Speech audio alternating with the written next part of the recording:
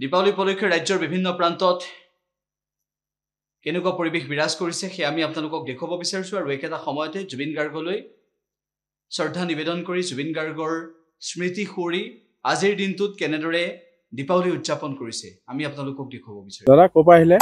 মই বলমগুৰি ডাঙিঙৰ। যেহেতু এইবাৰ চৰকাৰে বা আমাৰ সমগ্ৰ অসমত জুবিন গাৰ্গ মৃত্যুৰ পিছত বম বা আতকবাজিৰ পৰা দূৰত ৰাখিব পৰা হৈছে, আপোনাৰ দেখা পালোঁ আপুনি এটা চাকি কিনিলেহি, আপুনি কি আহ্বান জনাব সমগ্ৰ অসমবাসী? আমি এতিয়া পৰম্পৰাটো ৰাখিবই লাগিব। আমি বম চম ফুটোৱাৰ ব্যৱস্থাটো কৰা নাই আৰু চাকি টিপানিতৰ কাৰণে চাকিটো জ্বলাবৰ কাৰণে আমি অসমবাসী ৰাইজক আহ্বান কৰিছোঁ। ঠিক আছে। বৰ্তমান এইবাৰ এই চাকি তাকিবিলাকৰ বিক্ৰী কম হৈছে নে বেছি হৈছে অনবাৰতকৈ? হিচাপত ঠিকেই আছে, যোৱাবাৰ যিটো আছে তেনেকুৱাই। আৰু আমাৰ ইয়াত এতিয়া এই জুবিন গাৰ্গ মৰাৰ কাৰণে চাকিৰ চাহিদাটো অলপ বেছি হৈছে।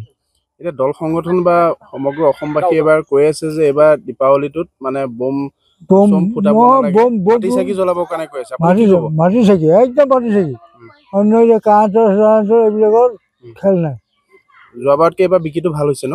আছে মোটামুটি যোৱাবাৰতকৈ অলপ ভাল আৰু বেয়া বুলি নকওঁ। কাৰণ কি আমি যিটো কৰি খাইছোঁ সেইটোৱে জানো।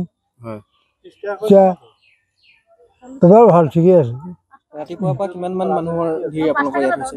ৰাতিপুৱা সিমান ভিৰ নাই, কিন্তু আবেলি সময়ত ভিৰ মানে কি আহিছে গৈছে আহিছে গৈছে আহিছে গৈছে। প্ৰায় হিচাপ অনুসৰি কিমান মানুহে আপোনালোকৰ ইয়াৰ পৰা এতিয়ালৈকে মাটি চকী ক্ৰয় কৰিছে? আমাৰ ইয়াত 4 ঘৰ আছে, 4 ঘৰত আহি আছে। এতিয়া কি ক'ম, এতিয়া মানুহৰ হিচাপ কৰিব নোৱাৰি। কোনোবাই 1 ডজন নিছে, কোনোবাই 2 ডজন, কোনোবাই 1 বস্তা, কোনোবাই 200, কোনোবাই 400, তেনেকৈ নিছে আৰু 500 মান মানুহে চাগে নিলে এতিয়ালৈকে।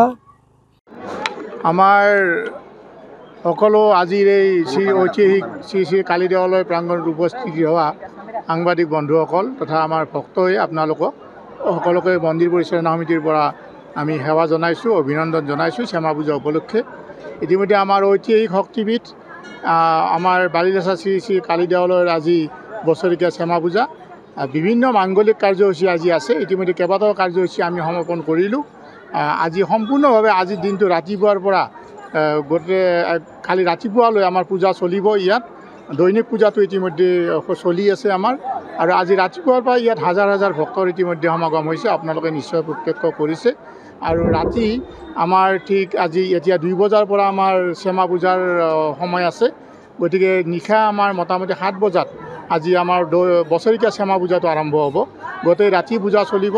বিভিন্ন দিশৰ পৰা আমাৰ ভক্তবৃন্দ আহি ইয়াত আজি সমাগম হ'ব, আৰু গোটেইখিনি আমাৰ যি ঐতিহাসিক প্ৰথা হিচাপে আমাৰ যিটো বলি বিধানৰ পৰা আদি কৰি চলি আছে, সম্পূৰ্ণভাৱে আজি ইয়াত চলি থাকিব।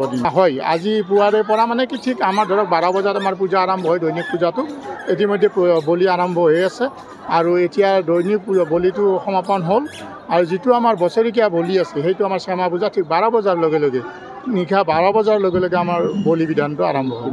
বহুত হয়, যথেষ্ট হয় ইয়াত। আপোনালোকে গম পাব যে যথেষ্ট সংখ্যক হয় ইয়াত। এইটো এখন ঐতিহাসিক শক্তিপীঠ হিচাপে বিভিন্ন প্ৰান্তৰ পৰা আমাৰ ধৰ্ম মানে যিসকল আমাৰ ভক্ত আছে, ভক্তসকল আহি ইয়াত সমাগম হয়। সেইটো নিশ্চয় সকলোৱে গম পায় যে এইবাৰ আচলতে আমাৰ যি অসমৰ গণশিল্পী, মানে অসমৰ নহয় গোটেই ভাৰতবৰ্ষৰে, এতিয়া পৃথিৱী বুলিয়ে ক'ব লাগিব, যে গণশিল্পী জুবিন গাৰ্গৰ মানে যি মানে অকাল মৃত্যু হ'ল, তাৰ কাৰণে সকলো আমাৰ অসমীয়া ৰাইজ এতিয়া ম্ৰিয়মান হৈ আছে। তাৰ কাৰণে আমি বেছি জাকজমকতা আমি কৰা নাই। আজি যিখিনি আমাৰ আধ্যাত্মিক দিশ আছে, ঢুলীয়াৰ পৰা ওজাপালিৰ পৰা গোটেইখিনি আছে।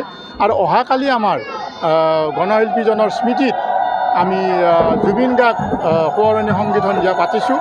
আৰু আমি গুৱাহাটীৰে আমাৰ জনপ্ৰিয় আমাৰ যুৱক মানে আমাৰ যুৱশিল্পী আমাৰ শেখৰজ্যোতি দাস আৰু প্ৰীতিলেখাক আমি আমন্ত্ৰণ জনাইছোঁ। তেওঁলোকে জুবিন গাৰ্গৰ স্মৃতিত কিছু সংগীত পৰিৱেশন কৰিব। আপোনালোকক দুখেৰে জনাওঁ যে আচলতে অহাকালি আমাৰ পৰিচালনা সমিতিয়ে আমাৰ মানে গণশিল্পী জুবিন গাৰ্গক মানে ইয়াত গীত পৰিৱেশন কৰাৰ কাৰণে আমি এটা আলোচনা কৰিছিলোঁ 18 তাৰিখে, কিন্তু দুৰ্ভাগ্যজনকভাৱে আমাৰ গণশিল্পীজনক 19 ছেপ্টেম্বৰত, আমাৰ 18 ছেপ্টেম্বৰত আমি আলোচনা কৰিছিলোঁ, কিন্তু 19 ছেপ্টেম্বৰত তেখেতৰ অকাল বিয়োগ হ'ল। তাৰ কাৰণে সঁচাকৈ আমি ম্ৰিয়মান আজি সমিতি।